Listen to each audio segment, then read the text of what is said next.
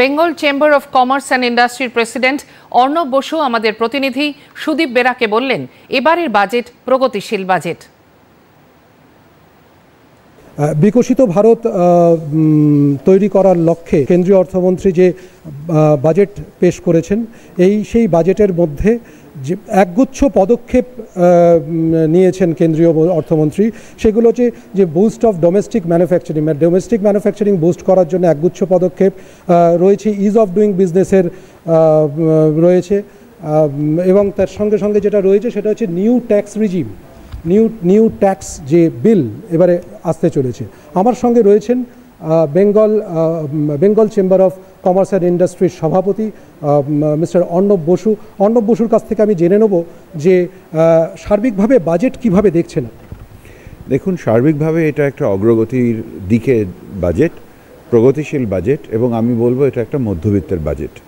এই বাজেটে আমরা অগ্রগতির দিক থেকে যদি দেখি, ম্যানুফ্যাকচারিংয়ের দিকে যথেষ্ট ফোকাস দেওয়া হয়েছে, এমএসএমইদের জন্য অনেক কিছু বলা হয়েছে।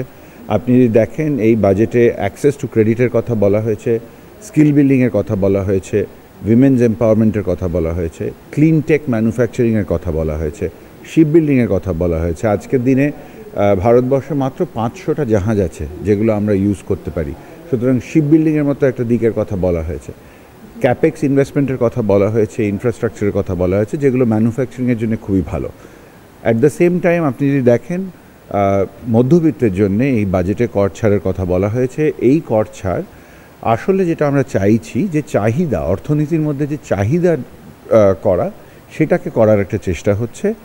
এই টাকাটা যখন মধ্যবিত্তের হাতে আসবে, তাতে অর্থনীতিকে চাঙ্গা করার দিকে এটা একটা ভালো পদক্ষেপ, কারণ এই টাকাটা দিয়ে অর্থনীতিতে আরও চাহিদা জেনারেট হবে। এছাড়াও আপনি যদি দেখেন, পুরো ট্যাক্স প্রসেসে সিম্পলিফিকেশনের কথা বলা হয়েছে আগে ট্রাস্ট করো, পরে স্ক্রুটিনি করো। এই ট্যাক্স রেজিমে টিডিএস স্ল্যাবগুলো বাড়ানো হয়েছে। টিডিএস স্ল্যাবগুলো বাড়ানোর জন্যে আপনি যদি দেখেন, অনেক ট্যাক্সেশনের যে কাগজপত্র আমাদের জমা দিতে হতো, সেগুলো দিতে হবে না। তো সব দিক থেকে দেখতে গেলে এটা একটা সার্বিকভাবে যথেষ্ট প্রগতিশীল বাজেট। সার্বিকভাবে কেন্দ্রীয় বাজেট 2025কে জনমুখী এবং প্রগতিশীল আখ্যা দিলেন বণিক সভাগুলি। ক্যামেরা পার্সন জয়দীপ ব্যানার্জির সঙ্গে পার্থ চৌধুরী, অর্ঘ্য মাইতির সঙ্গে আমি সুদীপ বেরা, দূরদর্শন সংবাদ, কলকাতা।